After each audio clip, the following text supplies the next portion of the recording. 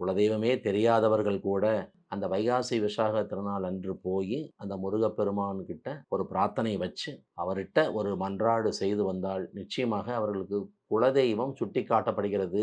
ஏன்னா குலதெய்வத்தை தொலைச்சிட்டு நிறைய சிரமப்படுறாங்க. இவங்களுக்கு நான் சொல்லக்கூடிய ஒரே அறிவுரை என்னவென்றால், வைகாசி விசாக திருவிழா இன்னைக்கு நடக்குது. முருகப்பெருமானுக்கு ஏதோ ஒரு தலத்துல போய் அவருக்கு சிறப்பு பூஜைகள் செய்து அபிஷேகம் பண்ணுங்க. அந்த அபிஷேக பொருள்ல பன்னீரும் பால் இருக்கணும். நீங்க 10 பொருள் வச்சு கூட அபிஷேகம் பண்ணுங்க. நான் வேணான்னு சொல்லல. ஆனா மிக நிச்சயமாக பன்னீர் இருக்கணும், பால் இருக்கணும். அது கொஞ்சம் அதிகமா இருக்கணும். உங்க குலதெய்வம் அதுதாங்கிறது கன்ஃபார்ம் ஆகும். இதுதான் குலதெய்வமா? இல்ல என்ன வேற ஏதாவதுமா வேற ஒரு பக்கம் இருந்ததா சொல்றாங்க. அங்க ஏதோ தெய்வத்த கொண்டாடுனதா சொல்றாங்க. அப்படிலாம் சொல்லி குழப்புவாங்க. ஏன்னா குலதெய்வத்துல குழப்பம் வரக்கூடாது. இஷ்ட தெய்வம் வேற.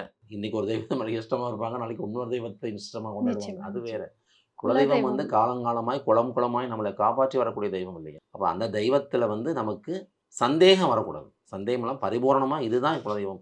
அந்த ஸ்டபானா போய் நிக்கணும். அங்க தான் இவங்களுக்கு அந்த பிரச்சனைகள் நெறைய பேத்துக்கு வந்துருது.